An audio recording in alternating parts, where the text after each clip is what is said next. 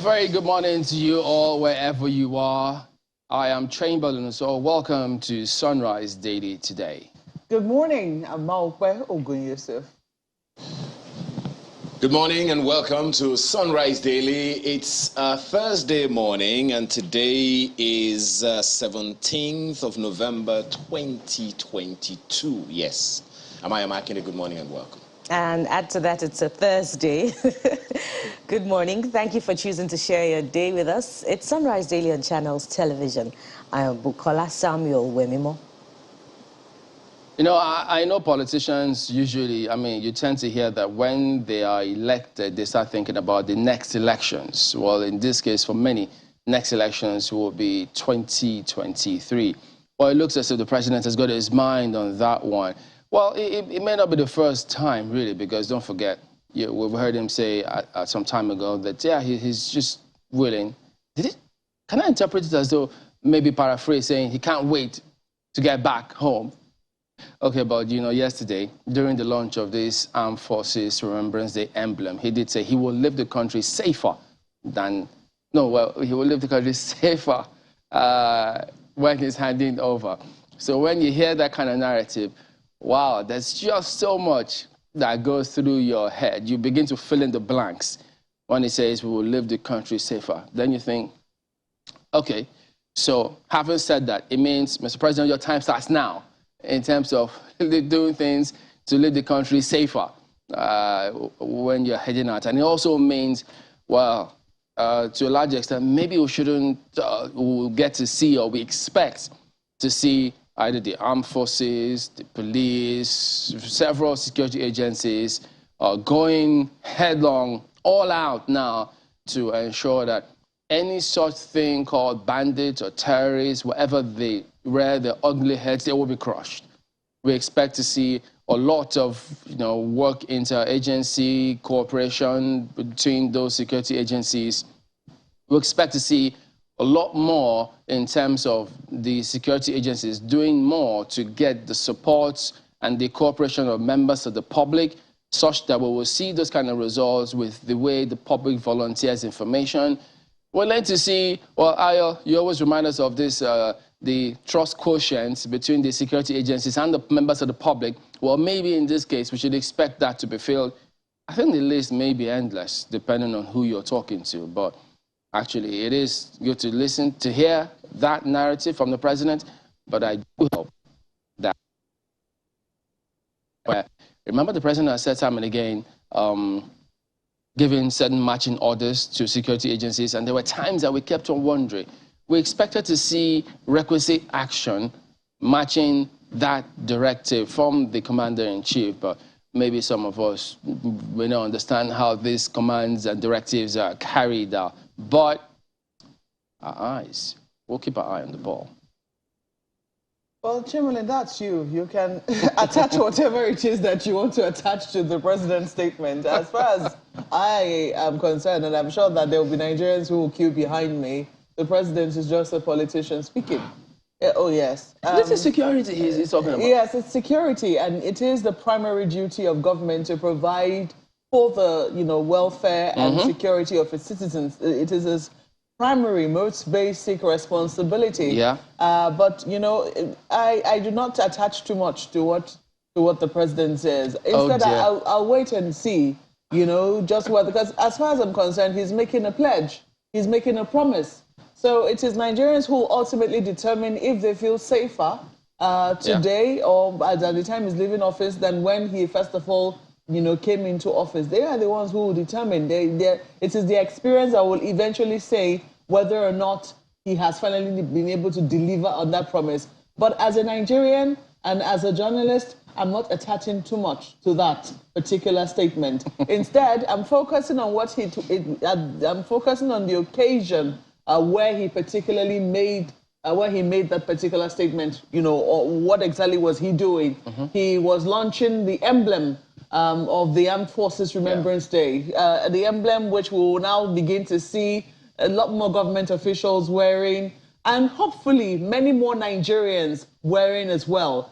For the longest time, I never took note of what that emblem was. I started to take note after I had, you know, traveled out of this country and seen just how seriously people took that particular emblem, because it's not just Nigerians who wear the emblem. I think we have a separate day where we celebrate ours now. This emblem was launched, I think, after the World War II. And we also had some soldiers, Nigerian soldiers, participating in it. But aside that now, I think as a result of also our own civil war, we have now launched a new date where we celebrate the Armed Forces Remembrance Day. And in honor of the people who continue to make our country safer, we wear the emblem. You know, we try to raise funds with it so that we can keep the Legion. I think that's what the soldiers, the old soldiers are called. To keep them going, to support members of their families.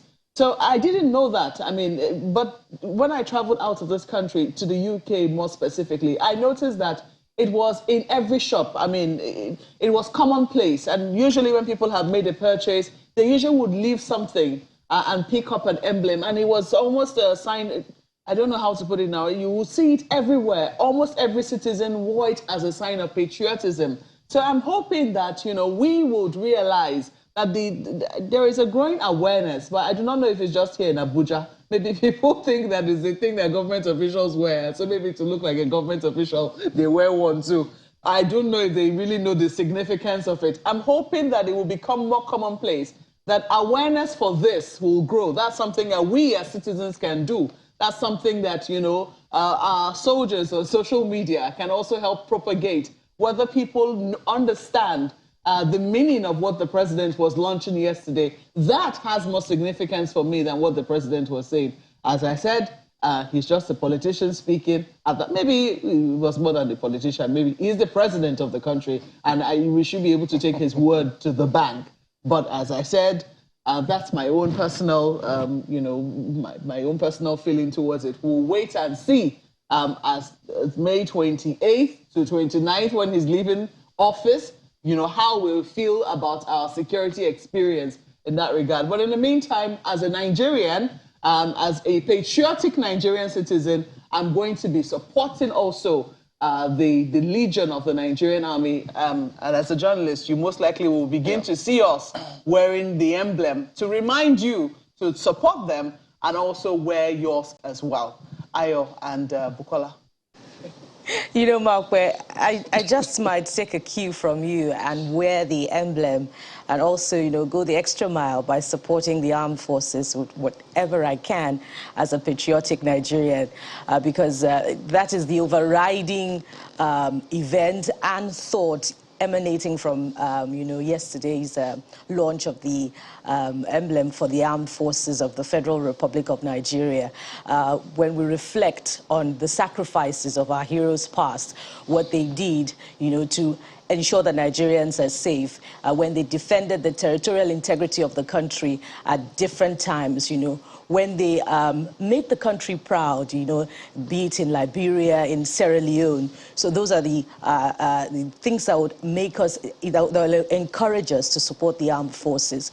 But then again, it's important to ask critical questions, you know, of the president following his resolve to make Nigeria safer than he left it. 100 days to the election and perhaps a couple more to the handover date. Let's ask questions of, the handover of the command and control of the fight against insurgency, that request, that all-important request at the onset of his administration. What happened to that? What happened to the joint effort, to fight against insurgency?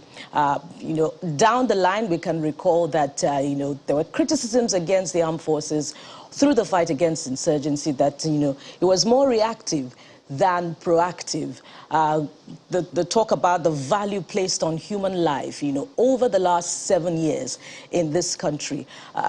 Only recently, the Vice President was talking about the need for accountability in the procurement process of the armed forces when we talk about equipment. And through the fight, we've seen that gap left by, the requisite equipment that the armed forces needed to fight insurgency. We could go on and on. What's the size of the armed forces, the current size, as against what the armed forces needs to fight against insurgency and every form of threat to Nigeria's territorial integrity? What's the ratio of policing, to people that we currently have in Nigeria? What do we need? What's the balance that we need to ensure we have a firm and sizable capacity for the Nigeria police force? These are the questions that we need to ask. But it's sad that we're still asking these questions just a few months to the handover. So, as Simon Kolawole said in his book that you just talked about only a few days ago, Maokwe, it's all politics. Ayo. Well, the two words come to mind: safety and security. I mean, we've been having all kinds of we were having all kinds of security, challenges from hitherto. Banditry, kidnapping seem to have tapered down a little. Are Nigerians feeling safer as a result of that? That's the position that Maokwe is standing on, and it is, quite understandable. But then don't forget there are two. I don't remember the number of times the president has said, "I'm going to leave Nigeria safer than I met it." I don't remember the number of times he said it. But I also know that the president has several times said that the security agencies need to work together. How significantly that is being done, questions arise there. There is also the 2019 security strategy that the federal government came up with, I think from the office of the NSA, saying that it will be more citizen-centric than state-centric. Whether or not that is Nigerians feel that is being done, that's another question altogether. These things all work together. And to the issue that, Chamberlain described to me earlier, it's something that we always talk about. Do Nigerians feel safer because the security agencies are there for them? Do Nigerians trust the security agencies at the various levels? There are about 13 or more security agencies in Nigeria. Do Nigerians trust them enough to give them information and feel safe that they have given them information? Well, let's just let the president know that your job is cut out for you, and you have 99 days to the elections, and maybe, as Bukola said, a few more, just about 2-3 months, and then you hand over, and then you can go back home. Until then, Chamberlain? Okay. No problems at all. I would like to know what Nigerians think about all of these things, as a matter of fact. But yeah, you could hold on and add to some of what you may see us review with the dailies, which we'll take a look at right now.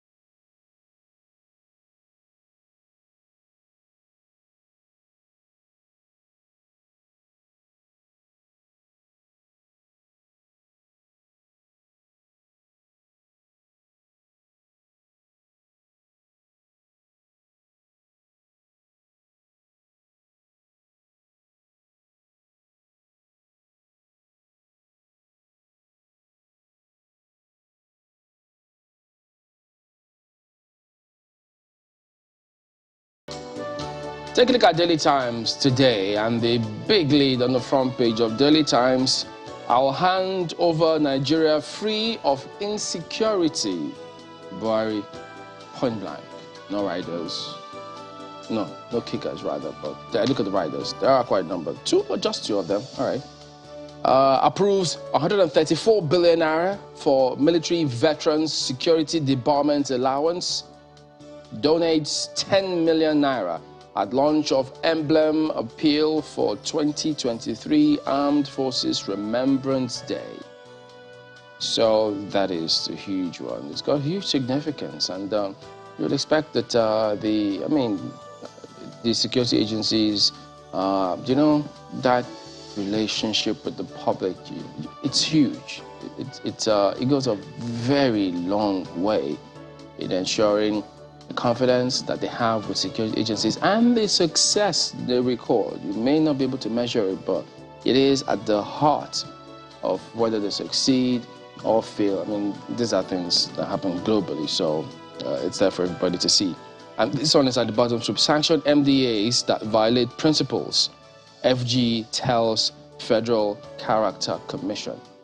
Yeah, FG tells Federal Character Commission. Well, you need to read the story so that in case you have a concern saying, wait a minute, but I thought FG themselves violating some of these things. So can the MDAs sanction who? FG themselves, even if they were the ones who violated? Well, just check it out and see what that entails. Half salary, lecturers receive pay for work done. Adamu, that's the Minister of Education. And sometimes you wonder, what about this politician? Do they ever receive half pay for work done, or do they even receive pay for work done? But it looks as though they receive pay no matter what. I mean, all the time, every time. Do you even know the allowances apart from the basic salary? All right, so that's Daily Times this morning. Yeah. Politicians. You know, I just said the president is a politician. Let us see. Hey, I think it's very important for me to also state that I do not doubt his intention. I mean, well, you know, intention can be one thing, and what you actually achieve, you know, is another kettle of fish. They always say that the road to hell is with good intentions. Exactly. So right. Let us hope that that particular pledge will not end up like that. I want to believe that you know, he'll be able to do something. But let us see what The Guardian has for you this morning. 99 days to election. CSOs seek sanctions against underage voting, duplication in INEC register. Development not surprising. Erring staff will be sanctioned. INEC vows. Don't make Nigeria a problem for West Africa. Electoral Forum chair warns politicians. And you also see the WAXI 2023 poll test of Nigeria's democratic strength. So you find details somewhere inside the paper, but they're focusing on this. So, you know, now INEC has published the voter register for people to be able to peruse. And if you have any objections, any observations, etc., this is the time for you to raise it. If your name is not properly spelled, if you see somebody's name appearing twice, if you whatever it is that you see, or dead person's name. Exactly. Whatever it is that you see that you know is anomalous, this is a time for you to, you know, raise these objections with INEC so that they can correct these mistakes. So one of the things that we see that has been raised now is underage voting. People who appear rather young, who are said to have been born in, you know, 1992 or 1990, wherever it was they were born. But the pictures that we're seeing, after all, is beavers we're using now. The pictures we're seeing does not tally.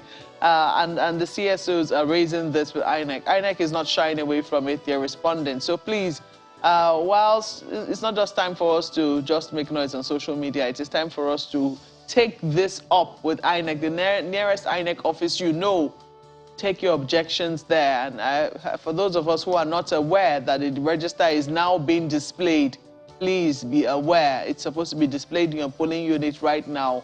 Go and take a look before they finally publish or print the cards for collection.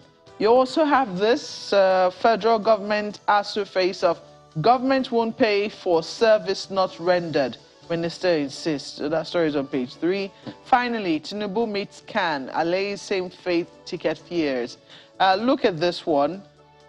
Atiku faults APC's lopsided appointment, says PDP will form government of national unity.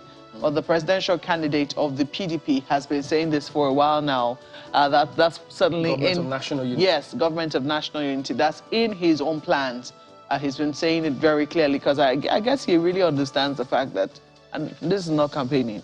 This is not campaigning for him. I'm not campaigning for anybody. But the truth of the matter is, whoever it is out of the candidates who win this election is going to have a job of work on his hands. Yep. Making sure that, you know, he's able to carry the entire country along. And so maybe government of national unity might be something that all of them might need to consider. And look at this one. Declining sperm count raises human extinction concerns. It was just a few days ago we spoke about population growth. I think we're told by the UNFPA there were now 8 billion people on planet Earth. And it looks like scientists are noticing that there's a declining sperm count. For me, I think it's just karma. Because a lot of the, what they call that now, a lot of the population control measures has been targeted at women. And maybe nature knows that it's not really women who should be the focus. Maybe men should also be, should be kept, an eye should be kept on them. But look, page 4 is where you find it. I don't know if Buki will also agree with me this morning. Let's leave it there for The Guardian. Well, Valkwe, I don't know if it's karma, but well, reproductive rights, reproductive health is a huge talking point. And you're right on the point when you say that more attention is paid on women and on their need for, access to reproductive health and all of that. But there are other reproductive health concerns and medication that the men too can access, but they don't because the burden is placed on the women. Who plays the burden? When you say it's karma, well, I don't want to. I rather sit on the fence there about when. It's just society. It's society. I don't know about that, but we can have a whole conversation on that. Let's leave it for another day. Nigerian News Direct is next, and it's a huge dose of politics that it offers this morning. 100 days to 2023 elections, no going back on BVAS. INEC insists.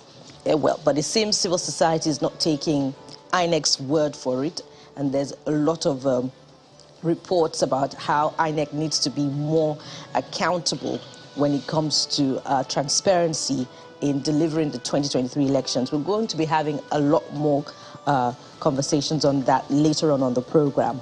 Muslim candidacy. I will not run my administration on basis of religion. That's ascribed to the presidential candidate of the APC, Tinubu. Does that leave to rest the conversation, the subject of a Muslim ticket? Well, you'll have to find that out when you access the story. It's somewhere on page 28 of the Nigerian News Direct.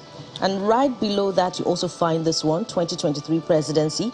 My restructuring agenda intact will be implemented from first day in office. Also from the presidential candidate, this time of the PDP. And lastly, this is an interesting one. It's above the nameplate. Lotteries and gaming. FG lacks authority to issue licenses, regulate within federating states. That's according to the Federal High Court. Let's leave it there for the Nigerian News Direct. And flip to this Nigeria newspaper this morning. It's completely, different from what other papers are looking at. Looking at the Naira redesign campaign, but look at the angle. EFCC recovers $6 million from BDC operators. Story you'll find on pages 4 and 36, no, beg your pardon, 4 and 16. Arrests currency speculator in Abuja. Senate in rowdy session over a debate on new currency policy. Find the details on the inside pages. Right under the picture there, well, I guess it has begun. That's the president and the vice president decorated with the emblem. And under the picture, floods. Reps accuse Neymar of lopsidedness in reaching out to affected states. Find the story on the inside pages. Berate MDA's Algon for evading probe on ecological fund utilization. Algon has to do with local government, and I'm wondering exactly how that has come to be. But then the details you'll find on the inside pages. The concern most certainly have been there concerning how, we have ventured into taking the interest of those states affected by the flooding into account. Right beside the nameplate, PDP reconciliation must be based on equity, fairness, ascribed to Wike. Stories on page 12. Find the details on the inside pages. That and a number of other stories. But look at this one, and then we go to Abuja. Drunk soldier kills army general in Lagos. That needs to be investigated. The need, how that came to be. should be understood in order to ensure that does not happen again. Stories on page 14. That's This Nigeria Today. All right, take a look at Leadership newspaper next. Muslim ticket. Can softens stance, presents demands to Tinubu. Wants equal rights for all, religious self-actualization. No, I'll go get on that right there. Wants equal rights for all religions, self-actualization for all ethnic groups. Says no to open grazing. I'll form government of national unity. Atiku. Okay, so they talked that one in there. So you have the APC candidate and the PDP candidate's perspectives are reflected with that lead story. And following up from the previous paper, look at this above that lead story here. Naira redesign may crash dollar to 200 Naira, ascribed to the EFCC chairman. So, I wonder what economic policies can support this. I think it was yesterday, no, the day before, thereabout, or was it? I know it was sometime though when they reported that the Naira had ended its rally. And so, who knows? I wonder what it is today anyways. Some still said it was about 7, 8, I don't know. But I really want to share his optimism, but I doubt very strongly that even if the Naira rallies so strongly that it will rally to the official figures on the parallel market. I doubt that that's going to happen. I mean, 200 Naira. The CBN doesn't even give it out at 200 Naira. I think the CBN, yeah, they don't even give it out at 200. So. But that would be interesting if wishes were horses. Beggars might ride. No comments, Chamberlain. I don't want to say. Anyways, you never can tell. It's possible that a shooting star was passing at the time when he said that. Maybe his wish might just be granted. What do Koye say? Shoot to the moon or the star. If you miss it, you just might land somewhere. Where? Don't just land back on Earth. Well, New Telegraph is the next one this morning. And look at what they have on the front page. 2023, political dynasties gear for battle as emerging established power blocks aim for relevance. Politics governance turn to family affairs.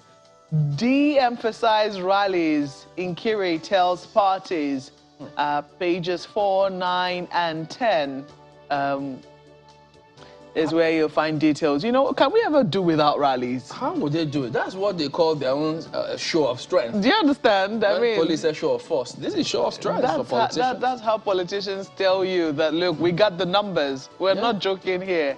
But really, I mean, and I think that more Nigerians are getting wiser to the fact that we need to hear beyond sound bites and dancing keriwa at rallies. We need to know what it is that you have in store for us. And there has to be more forum or fora for engagement with these, candidates who intend to govern us. And what I would really love to see, Chamberlain, is engagement with even the state actors. At subnational level. There needs to be more town halls with actors at national level because at subnational levels, because their own policies has a more direct and a more immediate effect. There's plenty of focus right now at the national level, rightly so too, but there needs to be an even equal amount of engagement with those at the subnationals, because if the national is doing what it can and the subnationals are not pulling their weight, or you have somebody who doesn't understand his right from his left at the subnational level, then the chances that anyone in that state is going to feel a difference, will really be very slim. So let us see how that happens for this 2023 elections. But pages 4, 9, and 10 will give you details on what they mean by political dynasties gear for battle. Look at this. ASU, face-off lingers as federal government insists on no work, no pay. 2023, Atiku plots blueprint to bridge poverty gap, implement Oransaye report, allays fears over G5 governor's stance. G5 governors won't jettison equity, fairness, justice. That's according to Wike. Apologizes to Oshomole over past remarks. You find details on pages 3. Yeah, when he invited, what did you make of that? When he invited, former Governor Adams Oshomole to Rivers. I mean, come on, politicians, never permanent enemy. I mean, is it a friendship?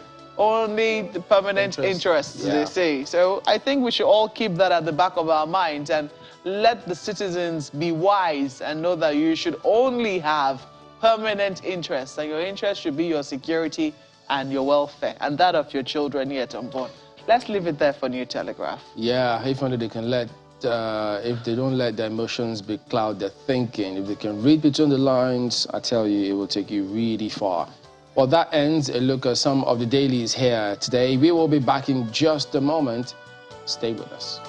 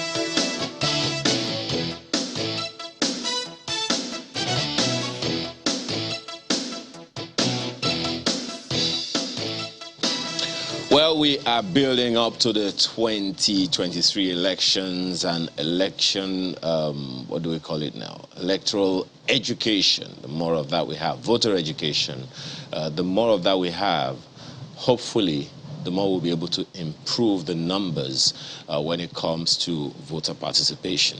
Of course, as you have seen there, Mike Igini joins us this morning. He's a former resident electoral commissioner for INEC in Akwa Ibom. Thank you again for joining us this morning. Good morning. So let's begin with, from Akwa Ibom. Just, I think, 2 days ago, we hosted the chairman of the APC governorship primaries, Tunde Ajibulu, who I'm pretty sure that you followed the news, saying that, the role he played and the conversations you had about the primaries, and that he's very shocked that the court made that pronouncement concerning it. Well, he said categorically he conducted the primaries, so he's very, shocked that, that the court had made that kind of pronouncement. How do you respond? Well, thank you very much. Of course, I'm already out of the commission. But issues, matters that I was part of, there will be reference to that. Otherwise, I will not be inclined to that, because I've said that now that I'm out of the commission, I want to see that Nigerians get the information they need to get, because democracy gets better when people get the right information. That's the reason why I said I want to be neutral. But however, on this issue about Ajibulu, I think I was part of that engagement you had with him. You could see that he said he was shocked at the role I play. He was also shocked at the decision of the court. So all the way, they will already be shocked. Because when a process is not understood, abuse becomes inevitable. Since on the 26th of February, I've warned that people should go and study the 2022 Electoral Act, but they have not done so. It is not correct that he conducted primaries, as also affirmed by the court, that our reports, that he didn't conduct any primary. On the 26th of May, that was the day for the APC primary. I was I was still in office. I'd already the one to lead the team, both from Abuja and the state, to the venue, which is the Share Grace Arena, accompanied by the security personnel. Who selected that venue? Because that was one of the first and foremost, yeah. Now, on the 16th of October last year, they conducted a Congress, state Congress. Everybody, all the party people, they were there. I was not even there because it was sent by their party. But INEC team was there. But Igini as a person, as a rec, was not even there. They did a sort of, including the former minister, all of them were there. The video clips, everything was there. Somebody won. One Augustine Ekanem won. It's called 1,278 votes. The Utueko, who is the last person on the list, scored just 6 votes, 006. That was the vote he scored. Shortly after that, obviously, Utueko belongs to or sponsored by the former minister. All right? Around December, we just heard that they are in court. And Akwa Ibom happened to be one of the only states that they had a successful Congress under the governor of Yobe leadership as a caretaker committee and the former secretary, who is also from Akwa Ibom. All right? That was the only state. And we heard that they had a matter in court. What matter again? Crisis again? Because the caretaker committee that was in charge before the primary provided the venue, and that was the Share Grace Arena. So up to the time of the Congress, there was no crisis, no division. But people were interested in having division ab initio, so that when they have their own ESCO, they can do their own primary. And I was very clear to everybody that insofar there was no problem with your caretaker committee, of course, you are to provide venue. Take note, INEC don't conduct congresses or party primary. It is done by the political party. But it is not the state chapter of the party that conduct. It is the national that will send the body down. And they sent one sheriff or one guy who came and conducted very well. You mean the APC? Yeah, the APC, all right? Sent one sheriff. The committee, the committee that we're talking about Congress, so that he has a question about who chose that venue, which is what I'm trying to give you that background. Okay. All right? I would have wished that I didn't even get myself into this again, but for the public interest, all right? So, they now went and to court. What did they do in court?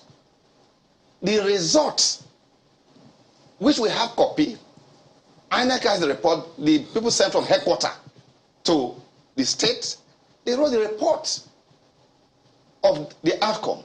You know what they did? The man who scored 1,278, the last guy scored 006.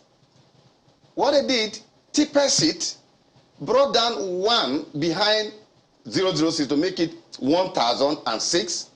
In the new document, the man who scored the highest was now having 278. You know what they did?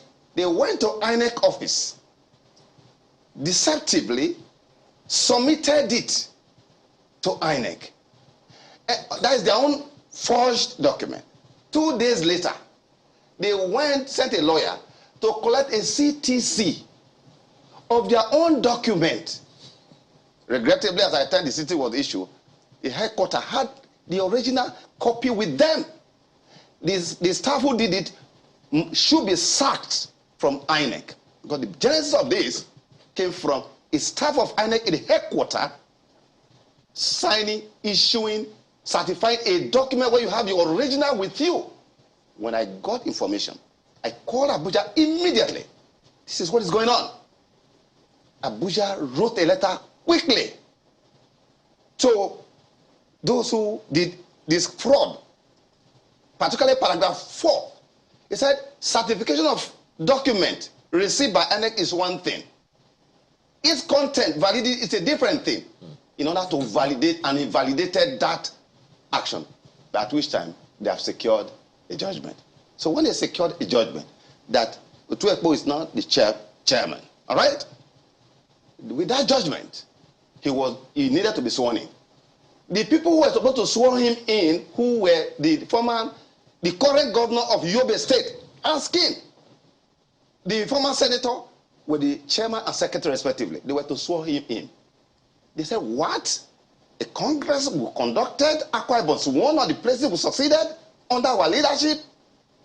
They got the judgment on the 17th of March. The second day, the current city governor of Yobe State, go and ask him, he's alive. They went to court. So, to the Court of Appeal, asked for order, stay of execution, and on the 7th of April, the matter was adjourned at the Court of Appeal. On that day, the Court of Appeal, they now move a motion, all these motions, they move all of them. The Ntwekpo and his sponsor now filed a motion that the Court of Appeal has no jurisdiction to hear the appeal. Really? The court said, okay, adjourned on the 19th of April. That all of that should go back. Meanwhile, the court has granted order, maintain status quo, pending the next date for the hearing. That status quo, we must ask, what was the status quo as at that day, which is on the 7th of April? The status quo that the court ordered to be maintained was the fact that here we had two people. One, Augustine Ekanem, who genuinely won, had been sworn in as the chairman of the APC in Akwa Ibom. Then you have Ntwekpo, who had in his credit favor a judgment, but was never sworn in, had not been sworn in, because those who were swearing in were the ones who were upset with which is the current governor of Yobe State, and they went to the court. We're going to who selected the venue. Good. Now, just go so that we can. Absolutely. You see, you need to understand it to know who selected venue. But when the court said come up on the 19th, maintain status quo, do you know what they did?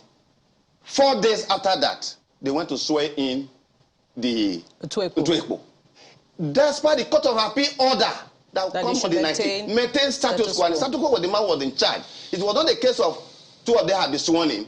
It would have been a case of the last time in time out of the two claimants, chairman. No. They violated on the 11th of April. They went to swear that guy in. We are law-abiding. INEC is a creation of law. But did they swear him in with the backing up of the APC National? Yeah, they swore in because at that time, the Yobe guy, the former governor, had left office. We now have the current chairman of the APC and secretary, respectively. They were the one who now swore this guy in violation, in total disregard. 4 days after the Court of Appeal said, maintain status quo. This is because the duty to answer that question, the duty of the state chapter is to provide venue. National of any political party don't provide venue. So that you can understand the genesis why the venue provided was the venue that the state office worked with. Because when the court said maintain status quo, we were on that status quo. But you know what happened? On the 17th, when they came back, when they knew that the other party was going to report what has happened, that despite your order, this guy had been sworn in, you know what happened? They filed in a withdrawal. That they were with the current leadership, now file a withdrawal so that the main matter will not be heard. That withdrawal process did not terminate until the 30th of May. So within the period... You mean it was Ekwodom that filed the withdrawal, the Ekwodom faction? No, it is the Ntwekpo faction, which is the Goswe Akpabio's faction. Let's be very clear now. They were the one who are running this parallel stuff, all right? So the court said maintain status quo. So when they came back, in order to, because they have achieved what they wanted to achieve, have sworn the guy in illegally and all that, they said they are withdrawing, because they were the appellant. They were the one who went to court. That is the former governor was the one who went to court. Now succeeded by a new set of leadership, working together with this group, and they said they are withdrawing. If you say they are withdrawing, what is the business of INEC? INEC didn't go to court in the first instance and order. But the question is, the period the court said maintain status quo, which was on the 27th and on the 26th for the governorship, 27th for the senatorial. This was the period that the primary took place. The process of what you call final withdrawal, which you call now dismiss, finally was on the 30th, at which time all the elections have been conducted under the period when the court said maintain status quo. In which case the Augustine Ekanem provided the venue, which is the Share Grace Arena, and where all the legitimate delegates from the ward to local government were all gathered. So when Ajibulu came on that day, the 26th, I was in the office from 7 o'clock with the IG, with the CP, who is not an AIG, who were there waiting for them. They were fighting themselves. I don't want to conclude on that. They were fighting themselves, and eventually, by 6 o'clock, they were fighting at the airport on their way. They ended up, Ajibulu ended up in the DSS protective custody. Why he was there? That was why I said, look, the what do you call it, Akwa there, who have now moved to NNPP now. They were saying, look, Commissioner, we have a delegate here. We have to do it. The other people don't have delegates. Mr. Igini, so that's the genesis. I don't know conclude on this thought, Bukola. And so, look, yes, it is true you have a delegate here, but it is not your place to conduct primary. It must be conducted by a national that must be sent. This national, they are somewhere, they are in the state. I now place a call. Everybody was there. I put on speaker. This was around midnight. I said, Ajibulu, won't you come and control this? He said he was traumatized that he will get back. Okay, you are going to get back. We waited and waited. I spoke with the DSS guy, but Mr. and Igini, we left. By second day, it's that call that I want to address, because his account is to the extent that you were prevailing on him to come and conduct the primary at the Sheikh Grace Arena, and he was wondering what the role of INEC was. Is the role of INEC partisan? Shouldn't you have been neutral rather than partisan in your, phone call in which you prevailed on him to come and conduct the primary? Section 84. At the Sheikh Grace Arena. Section 84, subsection 1 of the 2022 Electoral Act imposes a duty on INEC to monitor all party primaries. So if I am the venue, and the body, if you are talking about even being biased, it should have been a case of against this man, Akwa, who had to move away to the other party. And I said, you can't do that. I had to call him. We are here. Why are you not here? He said he was traumatized, that they were almost killed by their mob and so on and so forth. Did he also tell you that they were holding the Congress at another venue altogether?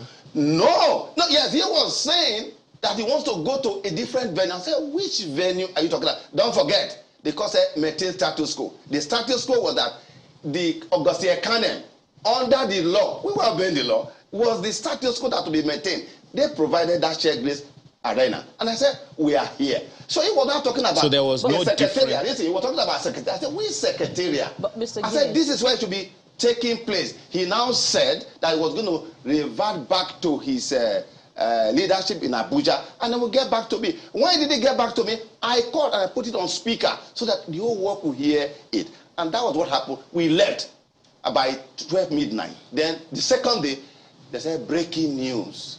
It had been conducted. I think Bukola, Mr. Igini, the court have decided. I think they can go to the court of appeal. Statutorily, does the REC, is the REC the one who leads the team that monitors the election? And is it in your place to place phone calls to the chairman of the primary committee to come and conduct elections? Shouldn't you rather wait, and if they didn't come, whatever primary they conduct would not be certified by INEC in line with the law? No, not at all. Because first and foremost, the list of even this delegate, when do they send it? This committee. I was the one calling Abuja. Today is the date fixed, just as like any other parties. Where are the list of the people? Eventually they send the list to me. This was around 1 o'clock. If they were in town, first, they were even the first to call me. One of them even called me. Dr. I remember his name. He's even one of the team member that called me. He was a member of the University of Benin, graduated from University of Benin. And he called me. I said, where are you people? I don't have Ajibulu's number. All right? Because when I spoke to them, when they said in the police protective custody, I spoke with the DSS. And I said, we have been here. I understand that the team led by one Ajibulu, they are in your protective custody. It was the DSS telephone that he gave to him that I spoke to. I did all and all that. Because I have a duty to say, look, we are here. Come and conduct it. Because if you gave a notice and you fail to do so, It will require another notice, except we are saying we are postponing. If you say we are postponing, that notice will continue to subsist. Okay, but by the second day when they said they are concluded, we have to write a report. Okay. There was no primaries now conducted. INEC has made a position, uploaded some names of delegates, beg your pardon, candidates and all of that for virtually all of the elections. Yes. Currently, the position of INEC is there is no governorship candidate for Akwa Ibom. Is that correct? Yeah, that's the position. Okay. So what are the implications then of this order given by the court for fresh primaries to be conducted in 14 days? But Ayo, very quickly, before I come to that implication, you will have heard about the fact that INEC headquarters wrote me a letter that I didn't obey. Let me clear to Nigerian people here. INEC, from on the 17th, when they got that judgment secure with forged document, already confirmed by the Nigerian police, never wrote any letter to me. I could not have written any letter because the parties were in court. The only letter written to me was on the 21st of June. 21st of June. To me, that having regard to what has happened now, that the applicants have withdrawn on the 30th, at which time the elections have gone by, that we have no choice than to go back to the Federal High Court judgment, which is correct. But when was that just sent to me? On the 21st of June, long after the whole event was over. So it is not correct that within that period, any letter was written from the 17th when they obtained that judgment. No letter, not one letter have been written to my handwriting court. So back to the issue of the court order. You see, I have been saying that people should read the Electoral Act. You could see the Nigerian police doing that. Under the Act, Ayo, it should be noted that there is a difference between common law rights and statutory rights. Our election is governed by statute. The order that the court could make must derive from that statute that you have interpreted to make a determination. But we know that for every legal injury, there should be legal remedy. Ubi jus, ubi remedium. But that is also provided here. Section 31, Nigerian can go and read it. Section 32 or 34 are the only provisions that allow for 14 days window to conduct fresh primaries. That is in the case of withdrawal.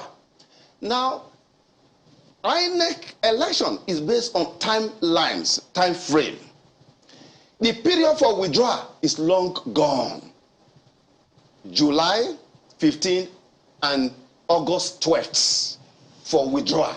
Where we are now, 99 days to the election, there's no room for withdrawal again because the timetable was made clear 1 year before Nigeria.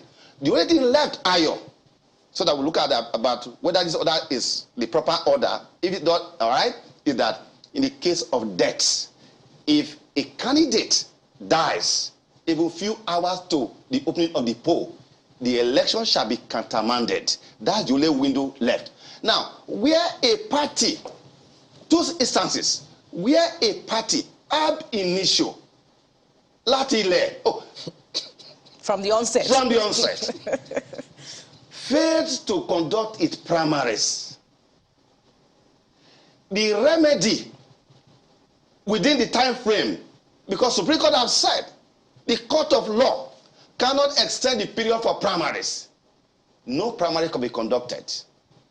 But where, for example, wrong return was made when the primaries were conducted, A ought to have been returned, but B was returned. The court can say, like in the case of the senatorial now, that it ought to have been the retired DIG Ekpolodo, right? You can make that order. This is because the timelines are so stringent, fixed and firm. Because if you now order that, as we have seen, not only in Akwa Ibom, in several places right now, 14 days, check the Electoral Act. 14 days is in respect of voluntary withdrawal and the case of death. Now, Section 84, subsection 14, that asks for redress, that any candidate who feels that the process has been done in a way that was detrimental to him to seek redress, which is the last word, under subsection 14 of 84. The redress is contained in section 84, subsection 13. Because who sponsor candidate for election under our system? It is political parties. Society make progress on the basis of reward and sanction. So what should the consequence yes. is that where a party fails to violate the provision of the Electoral Act, his candidate and that party shall not be allowed to participate in the election. Nigerians can read it, section 84, subsection 13. Therefore, this order itself is a violation of the Electoral Act. So there are over 600 cases in court right now, and INEC is complaining of, being overwhelmed. In fact, INEC says there are 70 court processes filed by political parties demanding that the court compels INEC to recognize its candidates. So what choice is open to the judiciary? What is the overriding need for the judiciary to do here now?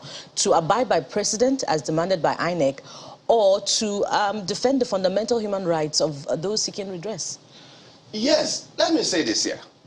Many people, we have 99 days to the election. Candidates for legislative bodies, many of them will not be known. At least presidential is settled. Including governorship, we may not know the candidate. This is a regress in our democracy. 2023 election is going to be the 7th general election we are conducting in this country, showing that we have also cross some critical democratic thresholds. But at the same time, there's a regress because of the way parties have conducted themselves. What do you have today? Under the Act, police is now being involved, and Nigeria Security and Defense Institution to be helping to manage political party on the use of venue and time. This is where we are. It is, see that, Section 91. It is now police to help to do that. It shows to you that political management in Nigeria is an unmitigated disaster, that we are yet to do the right thing. And that goes to the classification of Malcolm Olson, who made the point that whenever in a society where we have a society where people want to do the right thing, that we only have two groups of people, political class. He called them political bandits. We have a stationary political bandit and a roving political bandit. It is one idea talking about the theory of collective theory of action. What is going on? Roving political bandits are making things difficult for this country. We know that in every society every society has its own enemies, and that's what Karl Popper in his book Open Society and Its Enemies talks about. Many Nigerians are working so hard to get the right thing done, but the political class remains the greatest threat to our democracy.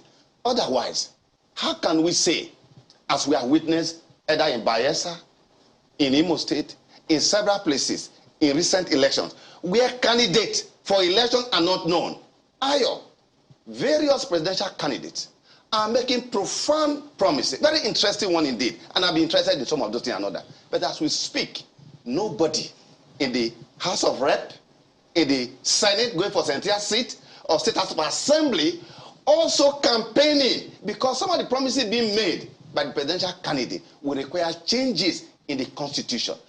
Nothing says that when a presidential person wins an election, whatever he has campaigned with is binding on somebody who is in the National or State House of Assembly that have a role to play in unlocking or changing certain things in the Constitution to enable things to work in our country. That is why, from our own experience in this country, we have seen how the party having the majority in the National Assembly, they have never been able to You work say many candidates will not be known. That has huge implications for the 2023 elections. Absolutely. Does it mean that, those candidates who are prepared and have presented themselves may be returned winner, No, what will happen again is that INEC will fall back to the political parties, okay, because it's party that are sponsoring candidate.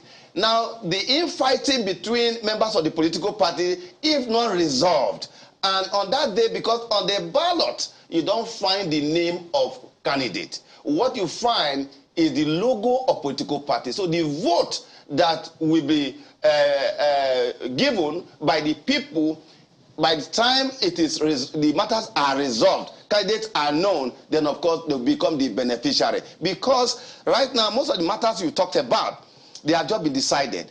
What kind of country, what kind of society are we are that we spend half a year, 6 months to deal with just simple matters of this relatively unknown parties will be winning elections. Court of Appeal is under 60 days, then Supreme Court under 60 days. Many of these candidates will never, situation will never be known before that. So relatively unknown parties will be winning elections in 2023 as a result of this? No, not unknown party, because the parties are known, but unknown candidates, you know, who are going to benefit from this thing, nobody will know them. Okay, now one of the other thorny issue, that's really very, very interesting. So people are going to get into office without campaigning. Is that what you're saying? Absolutely. And they're going to get into offices without people even commitment made. No commitment to them. So consequently, Nigerians can't even hold them to... We are about to have problem again, because all the promises being made by presidential candidate, they have something to do with the Constitution. In America, you can see what is going in America. Okay. People campaign on legislative issues that look under the Constitution. Look at the exclusive list. Is there anything in our law that makes it mandatory for legislative candidates for legislature at the federal or state levels to campaign? Sure. You've got to campaign. What are you going for? But look, I don't remember, I mean, since 1999. That is why we are not making the kind of progress we should make. I just referred to you go to Ghana. Go to other countries, go to America. You campaign on issues. But there are somebody who say that, look, I am going to National Assembly. Yes. The exclusive list, we are going to make sure that we take more responsibility to the state, so that the state become center of activity. We know some of them are doing that right now. We've heard a few people, campaigning. That is those that don't have issue, but how many are they? And those that know what they want to go to the legislature to do. But another funny issue, and I think Bukola made a veiled reference to it, is that of the voters, and you have spoken about that also. There are concerns already being raised. You are definitely aware of it. Yes. The INEC voter register is out on the website, and issues around underage voting is arising. And of course, INEC has come out to say we need help to clean up the voter registers and all of that. First of all, how should Nigerians take that? In the first place, did it even happen that INEC registered, because we don't care who it is INEC that registered the people underage. You made a comment the other time that there was an INEC official that was complicit in a case, right, that you mentioned earlier, and that fellow ought to be sacked and prosecuted and all of that. Do you see such collusion? Because the same allegation has been made by our Rafsanjani, the chairman of TMG, saying that it means that if that kind of thing has happened, it means that there are some officials of INEC that registered underage voters. Anyone who undermines the confidence of public institutions must be brought to book. We did that in Akwa Ibom State, where staff of ICT, and just 2 months ago, the Electoral Court affirmed our decision. We proceeded against that. We are using his position in the ICT to be doing registration unknown to the electoral officers. The beauty of INEC process and procedure is that they are open to meaningful engagement and discussion. Time there was where we could say these were the handiwork of youth corpers or some people that were engaged. The current process of registration are all carried out by staff of INEC. And you could see that the chairman, the commission a few weeks ago, said 23. They are going to proceed against them. Now that it has been displayed, and I was very happy that, in fact, this issue, you already trashed it. I listened to Mark when he listed all the responsibility of Nigerians, because it's a collective effort. So you see, if INEC was hiding, they will not make it public. If I did the first time in our history that you are having the register put on the website for everyone. And so that is a commendable effort. But those who have done this are staff of INEC. I can tell you, if you register as a registration officer, you register with your personal ID. All of them can be traced. With respect to underage, that speaks to the collapse of values in our society. I cannot, as a father, allow my daughter or son who is not of age under Section 12, which says 18 years and above, to be registered. It's about collapse of value system now, collapse of the family value. You see, election, a country must have a national character. We do not have a national character. There's nothing that we can say about ourselves that outside the world, they will say, this is something about Nigeria. If I just look at, how we define ourselves, America talks about the dream. That everybody, their land is a land of dream, and that connects with citizen obligation. France talks about the national work, the work of the republic. What is the national definition of our own national meat? Our own is sharing of cake. No, sharing cake. The national anthem that and is the our national own. pledge. No, we are not talking about national anthem. We talk about national meats. There's something around the country. America has its own national anthem. France has its own national anthem. I'm not going national meat. They said there is a land of dream. So that connects with citizens that they can dream. France, natural work of the republic. Nigeria, sharing cake. So you create local government based on national sharing. You create state based on national sharing. It's a disaster. So the point here, to go back to, I use that as an illustration to tell you that even when you have not worked, because what you call the cake is the last course of a meal. Are you getting it? You have not even worked. You are already defining yourself. Much more important you see, it shows that we are disciples of Epicurus. Will Epicurus. Will INEC bring those staff to book, those staff who registered on the You heard from the voters? commission. You've heard from the commission. I'm no longer in INEC, but you heard from the commission. That is what should happen. All those. You see, this is the beauty. That's why I said INEC process is now accountable.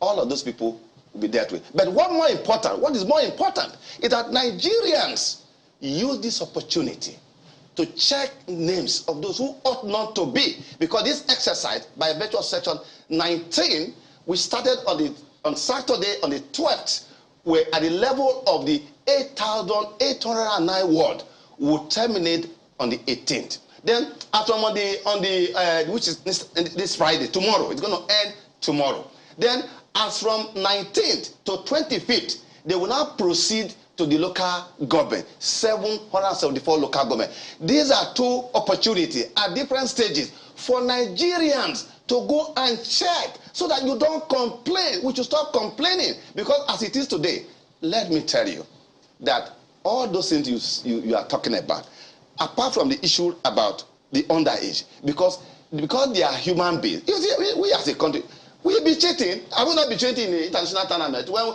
we carry old men and we say they are under 70 and all that. So maybe we need to provide what you call an MRR machine to test the bone at the level of registration. That's what we are going to do now. But that is a shame to the families. It's a shame to the parents who could allow their small children to be registered. So what we did as a panacea in 2015 under Jega leadership was that the IGP, we had meeting at the access, and the Nigerian police made a declaration that all those who have their kids registered on INEC, on election day, there will be Black Maria everywhere. They will harvest all of them. That's what was done. That is what we need to do to deal with that situation, as regards to the register. But I can say that the INEC register remains one of the most comprehensive, the most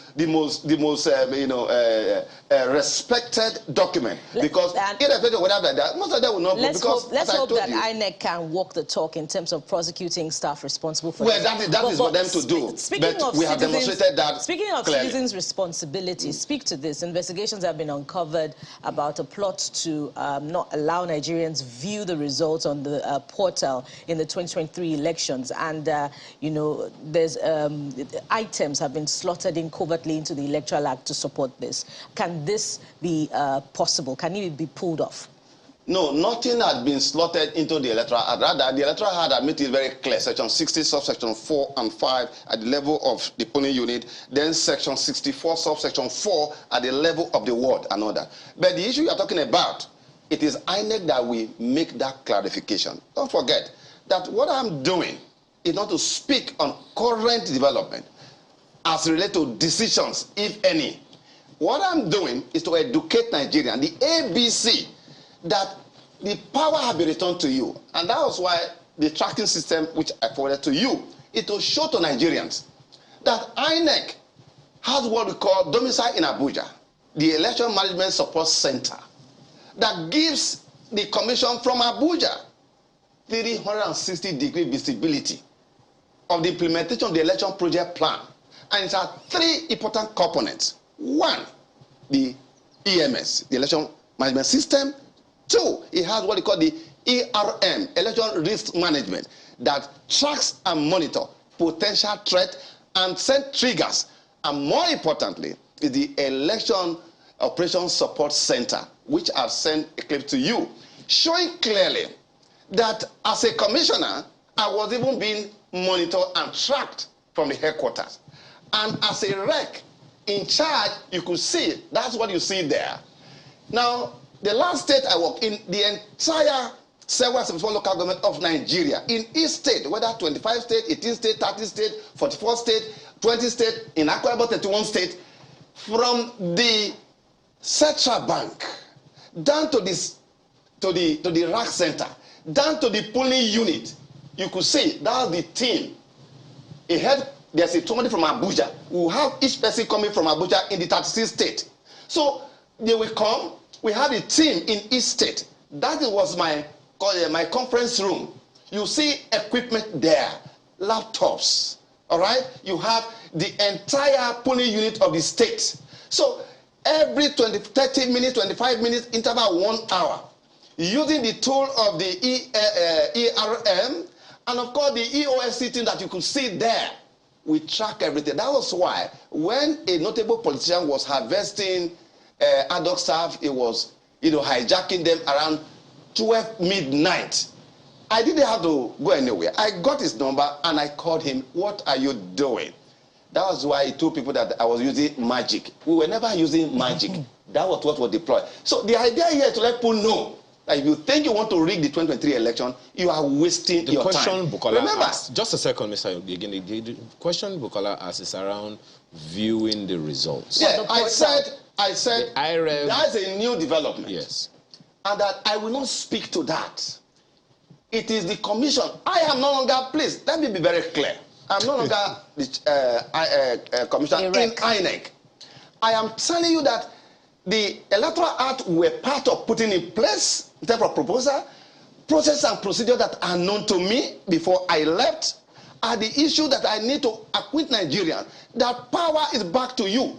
The issue you've just raised, it is the commission that will make that clarification. I cannot speak on that. Mr. Igini, the story is that RATEX have been compromised to execute this approach to prevent Nigerians from viewing results on the IRF portal. I think the language should be... Is it a possibility? No, he said can RATEX be compromised without the leadership of INEC?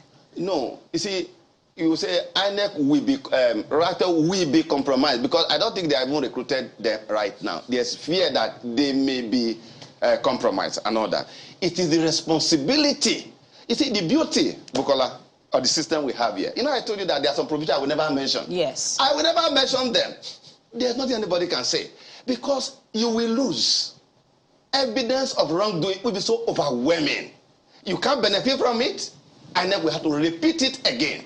So, any new issue that was not part of what I knew that is currently in issue, it is the commission to answer that. And I think the commission has answered it when the chairman of INEC said BVAS and IREV are not compromisable for this election.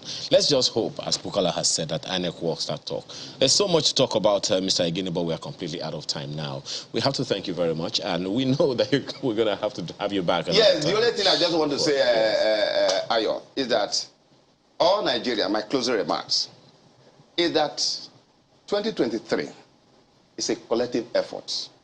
Whatever you do as anchor in Channels Television, as staff of INEC, as security that must maintain absolute neutrality, as voters and as politicians, will be recorded in history.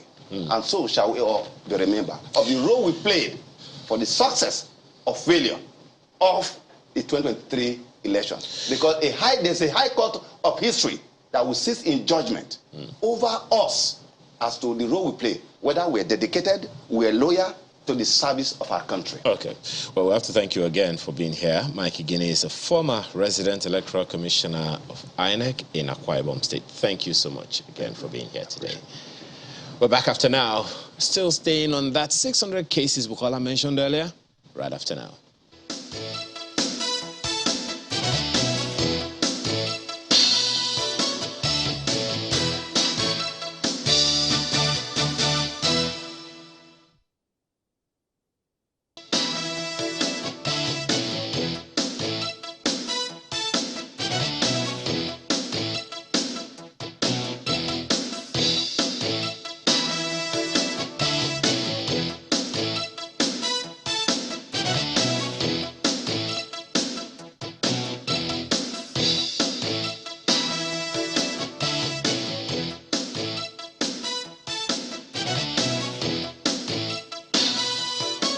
Go back to Sunrise Daily. Well, yes, we're keeping our focus on the elections, but this time the judiciary. We do remember that the chairman of INEC raised some concerns last time out about over 600 cases concerning electoral matters before the courts, meaning there is a huge role for the courts. And in recognition of that, there's election petition tribunals, which is in line with the provisions of the Constitution to set up that tribunal at least 30 days before the elections, and that has been done. So, and remember the CJN did issue some caution to those judges saying, look, as the Chief Justice of Nigeria, he went on to say that he will not condone any act of recklessness, abuse of power, and public trust. He did urge them to discharge their onerous responsibilities with honesty, integrity, and transparency.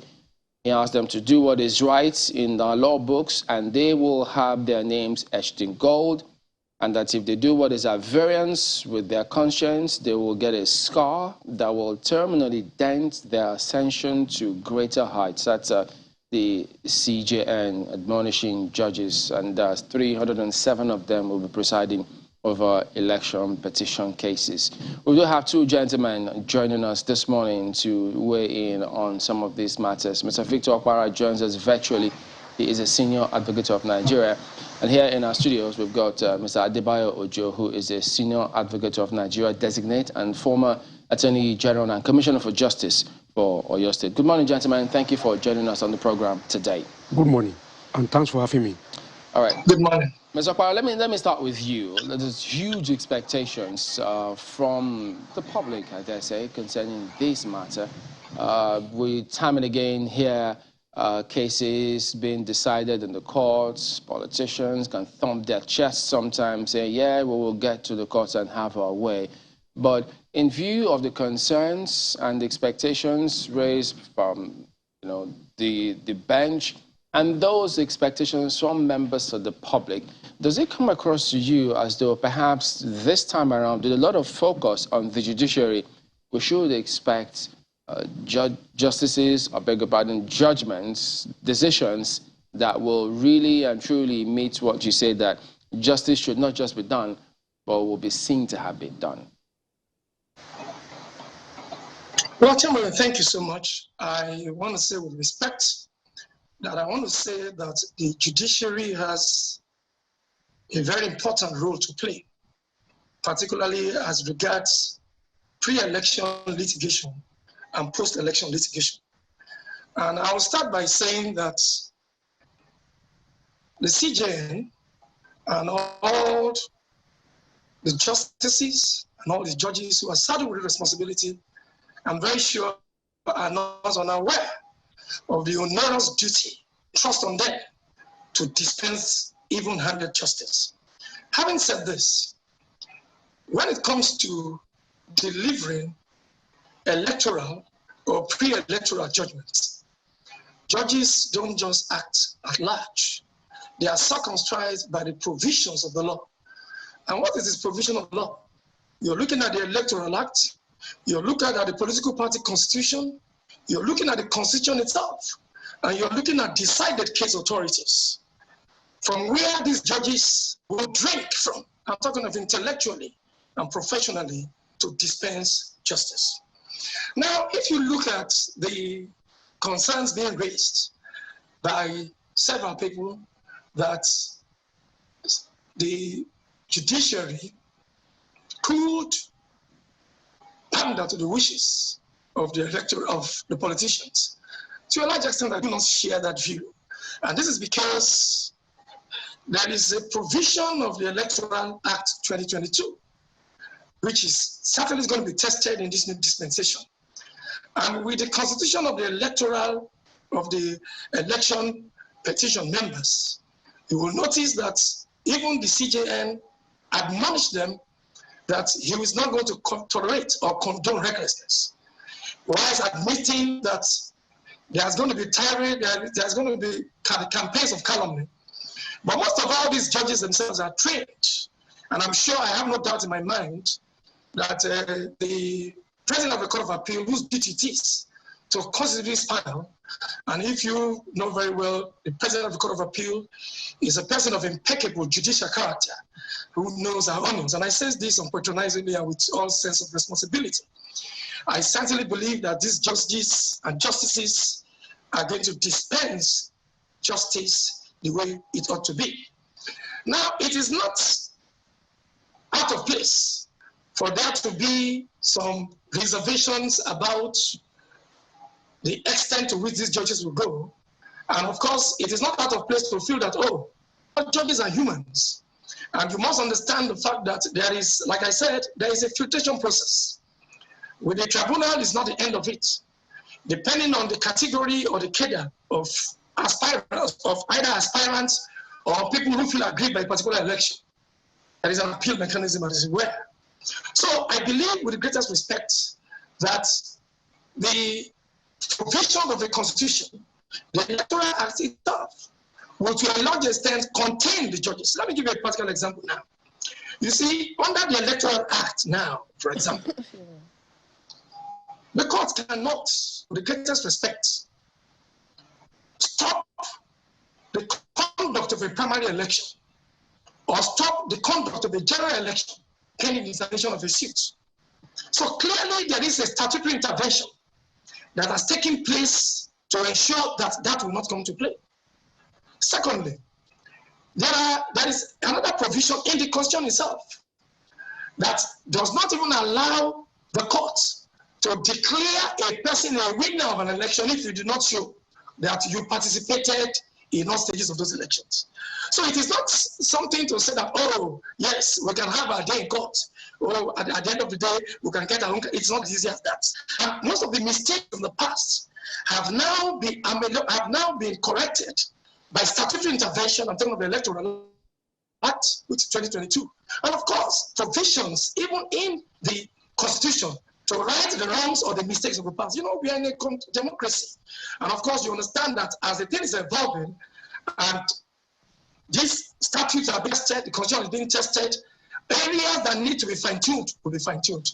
So I want to believe, with a great respect, that this time around, the judiciary will get it right. And of course, you should know that this is a court of duty, and every particular judgment or electoral tribunal's judgment will be subject to scrutiny. Scrutiny by the public, scrutiny by the aspirants or the contestants, scrutiny by the plaintiffs or the defendants, and of course, scrutiny by the appellate courts. You don't want to be a part of a panel that will give a judgment and the judgment goes on appeal and you'll be lampooned seriously. Not only will it affect your judicial integrity, it will actually affect your vertical rise going through the judicial rank of the ladder. So basically, it is not only something you need to do, and of course, you need to have the fear of God. And Nigerians are becoming more politically sophisticated. And you know very well the electors are becoming more politically sophisticated. Everybody is talking about this 2020 election, having regard to where we are today as Nigerians and the state of governance today. So everybody wants a change. I'm sure even if you pick a little child down, everybody's interested in what will happen in 2023. And of course, with the swearing in of these electoral panel, the electoral judges that will be saddled with responsibility of dealing with post-election matters, and tirelessly so, and with the admonition of the CJN and all the follow-up seminars and workshops to actually bring them in tune with the reality of today, and to keep our best of the innovations of the Electoral Act, coupled with the fact that the finest of benefits have been brought forward to deal with this issue. I sincerely believe that the judiciary will get it right this time. And of course, don't forget, there are disciplinary processes. Yeah, there are disciplinary processes. We'll look at those provisions soon. But let me bring in Mr. Ojo here. I mean, there are some interesting cases and scenarios that had played out before now and will still play out in view of the hundreds of cases before the court about election matters. I mean, that of Adamawa, we've seen that, recently, Akwa Ibom. We've also seen several other states. I mean, Ebonyi too was quite interesting, several perspectives on that matter. So different states just looking to see even Taraba at the moment. So, and some of these persons have expressed reservations on this matter as they, in a manner of speaking, think that the authorities seem to have descended into the arena in the way those judgments came. You've been in close quarters with politicians because you served in the government. So from what you've seen now, given how all of this, do you subscribe to perhaps those who think, wait a minute, this also has a huge role to play with parties in terms of them getting their internal democracy right? Because if that is not strengthened, I mean, you will always have these cases in courts. Thank you so much. Political parties must get their internal arrangement very right.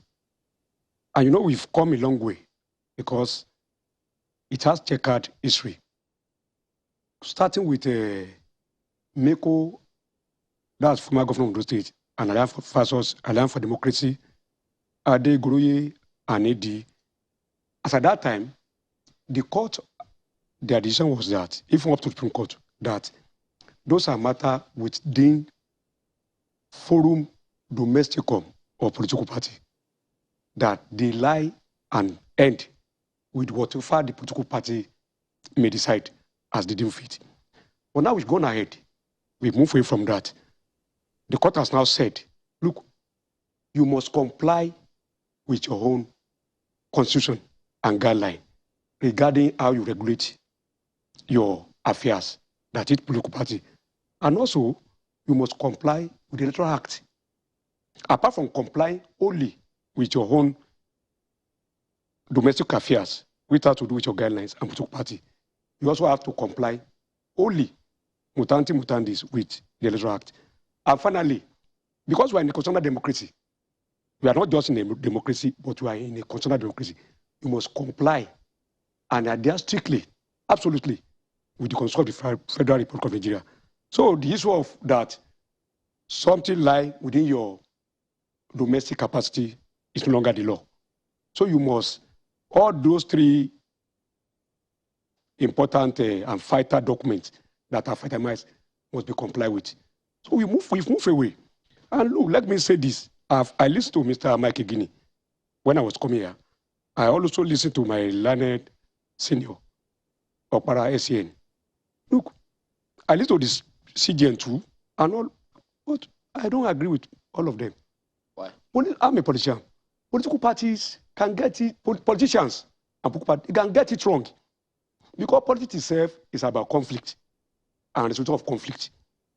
You can't say that politicians won't play rough because all sorts of people are in political parties. We have the good, the bad, the ugly. And you can't expect them to behave the same way. There must be conflict.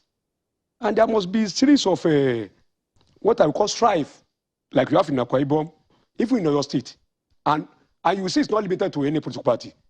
It's cut across in APC, in PDP, and even in Labour. You can see what is going on. But the most important organ in the democracy is the judiciary. Not that judiciary have an important role to play. It's the most important organ. Look, why do we have judiciary? It is to regulate and place all of us where we belong to.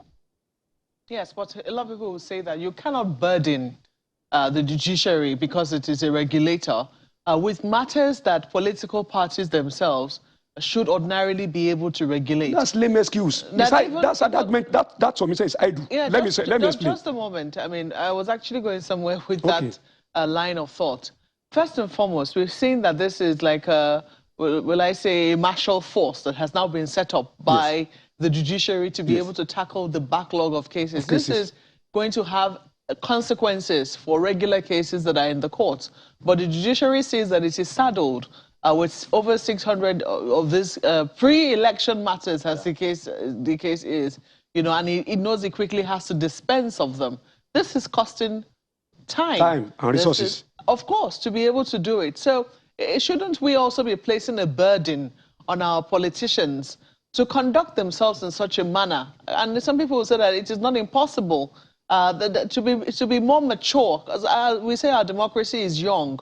But, you know, there needs to be ways, mechanisms, and that's one, I guess, one of the reasons we keep taking the Electoral Act back for amendment every time, so that our conduct is done in such a way that, you know, politicians can conduct themselves in a more mature manner to reduce the plethora of cases we're seeing in the courts. What is young in our democracy? We started in 1999, and was that our first experience? Our first experience was in the First Republic. So you make my case that we are growing, let me make my point. Let me make my point. Let me make my point. Then we had the Second Republic, 79 to 83. We had the third one. Then this is the fourth, if I don't mistake. If I don't make a mistake. Republic, this is the Fourth Republic. Yes. So what is young in it? But the issue is this. Look, let every arm of government play its role.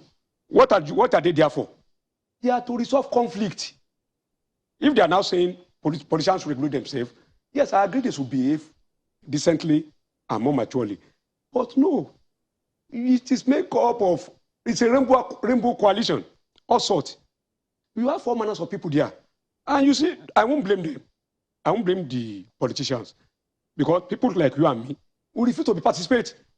And if we refuse to participate, we cannot blame those who are there. Decent men and women are very few among them. So that's why we are saying political, it's a murky water of politics. Why is it murky? Well, look, let me make my point. When you and me refuse to participate, look at in advanced democracy, look at US, look at Canada, look at UK. Who are there? Professionals, lawyers, journalists, accountants, all those people. You only find people like we have here in their own political setting. And let me give you an example. When 2015 election was coming, my principal, Senator Bladimwebi, was about to run for second time. He now said, all of us, because in his government, 80% of us we were technocrats, professional in politics, as opposed to professional politicians. Now said, look, all of you should forget about this, or there you are technocrat. Go back to your local government. Go back to your ward. Go and join them and participate. I went to my local government. I'm from the Southeast local government. Then when I got there, they welcomed me. They were happy to see me. Dapo Lamadesina, who later became House of Rep member, took me along because his father was a former governor and Dapo was a politician. When they saw me, they were happy. And they introduced me to all members of the ESCO. They said, this is the chairman, this is the vice chairman, this is the secretary. Then they said, and this is the legal advisor. I know the legal advisor. He was my uncle. He's dead now. I said, but Luku, when do you become a legal advisor? But Luku is not a lawyer. They call him Luku Lega. And he said, I said, OJ, what do you mean? Did we see any lawyer here? But Luku did not even have school certificate. But when they couldn't find any, they have to improvise him and make him a legal advisor. Because we are not there. That's the problem we have all over the country. Okay, but what are we talking about? What I want to ask right now is, looking at what the judiciary has had to do in this instance, first, are you satisfied? Do you think that, what do you think would come out of it? Is this a dangerous precedent in your own? Because if you say that politicians, it is within their right to take as many cases as they want to take to court, and they can saddle the judiciary. That's let it be 1,000 cases, 1,000 or million. That is well within their right. But look at what the judiciary has had to do to be able to solve the problems that it currently has on its hands. What is your own thinking of this? Will I say, is it innovation that the judiciary has had to come up with? I don't agree with that official. We had Second Republic, and I want to propose that there should be a return to the election presidential regime of the Second Republic. Look, Sagari, Awolowo went to court against Sagari, and that case was decided before Sagari was sworn in. How did it happen? The court of first instance was at the court of appeal. Then it was decided. They went to the Supreme Court, and it was also decided before they were sworn in. And we had several governorship petitions too. No judge will come from a Kano state. What we have now is a sort of all sort and mix up.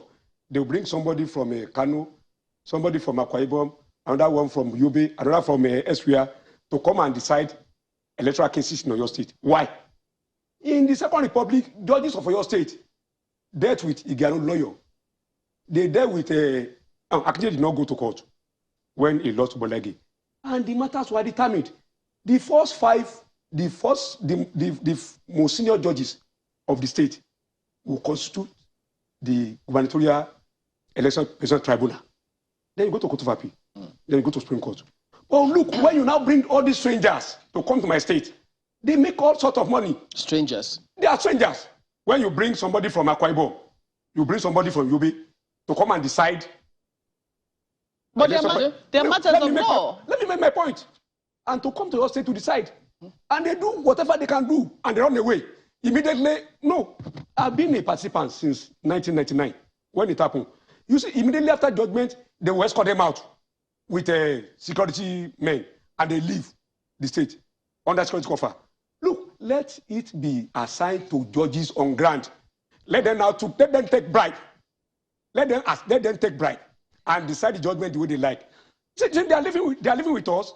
Oh. They know they are within the state. They won't do it. There's so many things coming up from what you're saying now. Wait, does that suggest that? Because, I mean, you all say that when these judgments are given, it goes down in history. Their name goes down in history, either for good or for bad. So if there are those highly placed judicial officers, shouldn't they know that? Do they actually consider, or is that a huge consideration, whether or not somebody is resident in the state you give a judgment? Let me tell you. You see, we've lost our values in this country, and we must face that fact. In your sector also, not only judiciary, even in your own constituency, the media, in the banking sector. If you go to a bank now, use your ATM. The highest you can get in other banks' ATM is 10,000 naira. If you press 20, it won't come out.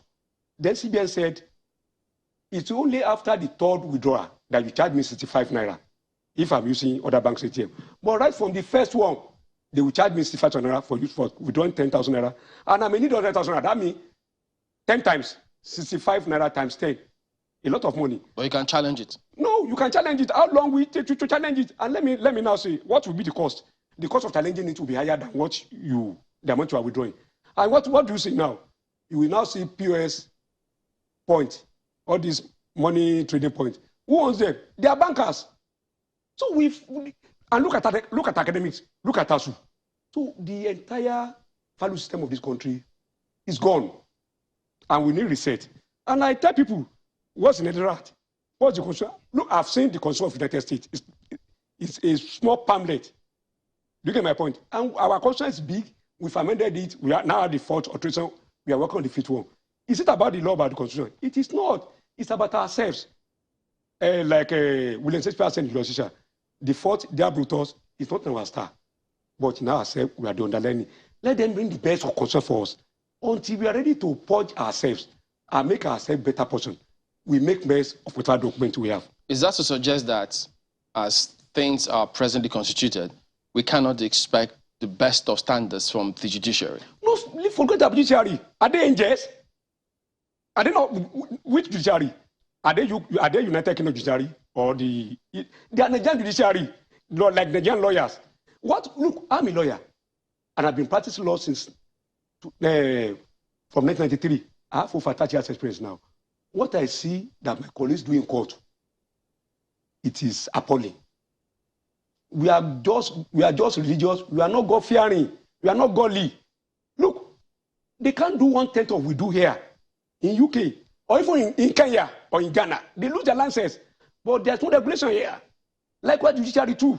You see, I listen to the CJN. I sympathize with him because I know him very well. Very honest, Judex of impeccable integrity. Because I know Dr. Ariwola very well. You see, but the problem we have on our hands are greater than what any CGN or whatever can do, unless we all decide. But look, we all say the country is not, all of us will come here on television, Nigeria is not good. Why is Nigeria not good? Is it, who are the operators? Look, play your part. Let me and my family do what is right. Let your family do what is right. Let everyone do it. Then Nigeria will be good. That's just it. All right, let's bring in Ms. Okpara again on this one. Ms. Okpara, look, listening to him, it's not a very good picture, but it did identify what can be done to salvage the situation. And we did ask, does it mean that we can't expect the best of the judiciary? You were making a point about we having disciplinary committee or arm of the judiciary who are expected to play certain roles. But at the moment, if we rely on what Mr. Ojo has said, isn't that going to be tantamount to putting something on nothing, as you say in law? Well, thank you so much. I'm of a different legal, of course, because I want to say with the greatest respect that the judiciary operates in this same country. So you cannot, technically speaking, divorce the judiciary from the myriad of problems and the plethora of issues affecting Nigeria as a country. But I must tell you the truth. One of the ways to win in line the politicians is to ensure that the judiciary wields the big stick. And if you look at the judgments that have been emanating from our court so far, you will see some of those judgments as you see, the politicians themselves, as it were, would always want to outdo themselves. And that's the judiciary. And that's why you have a judiciary that needs to interpret the law as it is. And it is not, I don't want to paint a big picture. I don't share to a large extent, with respect to the stand that CSN designates, I don't share some of his views.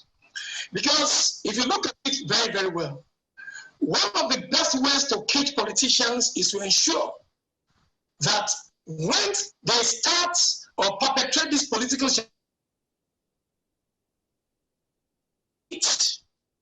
by the time they begin to see that, look, if we do ABC, and this thing gets to the court and is litigated properly, and we afforded even-handed justice, all those nefarious activities. Yeah, but Mr. Okpara, if I could just ask you, doesn't it, I mean, there's bound to be conflict of ideas as well here, so there's nothing wrong with having conflict of ideas, but isn't it being realistic when he says, look, the immunity, if he suggests the immunity of the judiciary to certain corrupt practices or tendencies has waned, and we have to be realistic to call a spade and not an agricultural implement? I didn't get you. Come again. I didn't get that. Well, Mr. Joe suggests that if we're right from what he says, that the immunity of the judiciary to corrupt tendencies or corruption has waned, and we need to be realistic about approaching some of these matters as opposed to playing the ostrich. Well, I'm not aware of this immunity he's talking about. I know that there is no constitutional immunity for judges. I know very well that there is a constitutional mechanism for dealing with any judges. And these provisions, you can see the provision of the Constitution as it were. So it is not a case of immunity. It's a case of an established procedure for dealing with those cadre of people because of the sensitive role they play. I'm not aware that any judge or justice who is reckless or who is very corrupt has any immunity. Yeah, but Mr. Okpara, in the same country, we've seen judges that have judgments that have been handed down, and citizens of those states clearly don't agree with those judgments till date. In fact, many of them say that the courts now seem to be taking up the roles of the electorate by taking certain decisions that don't go down well with the populace, in the manner of speaking, foisting political office holders on the people. Well, the courts are courts of justice. justice, not courts of public opinion. That the judgment should go a particular way. The court has to adhere selfishly to the wishes of the majority of the public. Every judge is confronted with facts and law before that particular judge. So if in the course of ventilating your rights before a court, you probably or you don't even afford the court of substantial project evidence to prove your case, what do you want the courts to do? Is the court going to manufacture evidence? And of course, any judge or justice that panders to the wishes of the public in arriving at a decision needs to be questioned. Okay. You are supposed to, on the of the law, the provisions of the pleadings of the parties, and bring justice to bear, having regard to the way you see it, benchmark against case law, statutory law, and of course, the constitution as it were. There is no over judgment that it will be beneficial or attractive to everybody. But of course, that's why in law we say fair justicia, right? Can let justice be done the heavens fall. And of course, if you have a judgment handed down by a court and you are dissatisfied, then you can take vertical proceedings, which is going on. All right. And justice is now look at. Okay, yes. Let's bring in Mr. Ojo on this one. I mean, yes, you've given a picture from your experience, from what you've seen, and that's perhaps we all need to see things from some perspective, why they will have somebody who is not anywhere near being a lawyer, being a legal advisor of a political party or a group or an association, and then that's why we see some things go the way they go internally. But isn't there any silver lining in this matter? The silver lining is this. I said, let everybody play his role the way it should be. We don't even need the Constitution. We all know what is right. Like when they asked Jesus Christ, they said, Rabbi, which was the greatest of all the law? He said, love your neighbor as you love yourself. If I love you, I won't do anything untoward, or even sleep with your wife, or harm your children. We all know what is right. And let me correct an impression. I didn't talk about immunity. But what I'm trying to say is this. Look, politics is all about conflict. And there must be resolution of conflict. That's the basic. Then who resolve the conflict? It's the judiciary. You resolve. Look, in the time past, what we used to know is that electoral matters, you cannot commence it by way of urgent summons. That it had to be by way of petitions or by way of writ of summons. We've all been put wrong now with the electoral, what do we call it now? The partition issued by the Chief Judge of Federal Court, Justice Ho. We are not doing it by urgent summons. You find you have defeat, I find my can't have defeat. In a litigation, we cannot all be on the same pedestal. Our roles must conflict.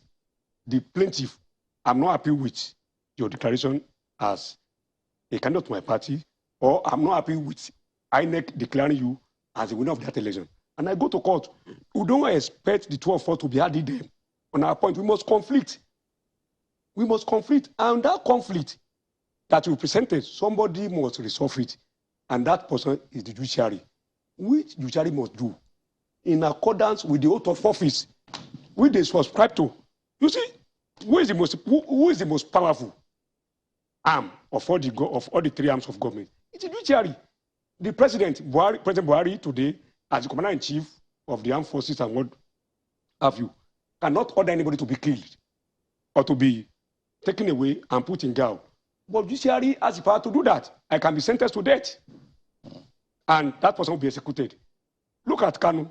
He's been there for how many years or months now? Because judiciary said, keep him there, not the federal government.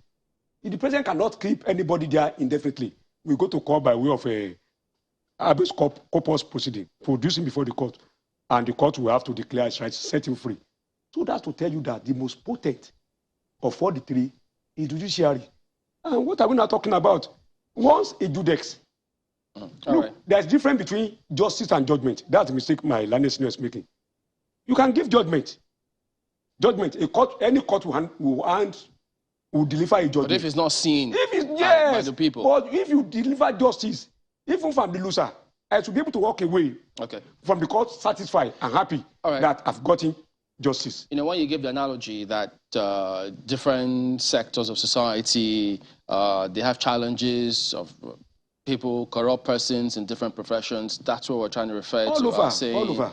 Those immune to corruption seem to have waned, and so every sector is affected, and something must be done about it. That's the analogy we're trying to make at that one. Okay, I agree with you. But we have to draw the curtains for this segment at this stage, gentlemen. But it's something that will always keep in focus. We'll have less than 100 days now to the big day, the election. So we'll always call on both of you, Mr. Victor Akwa, Senior Advocate of Nigeria, and Mr. Adebayo Ojo, Senior Advocate of Nigeria, designated former Attorney General and Commissioner for Justice for Oyo State. Gentlemen, thank you both for coming on today. Thank you for having me.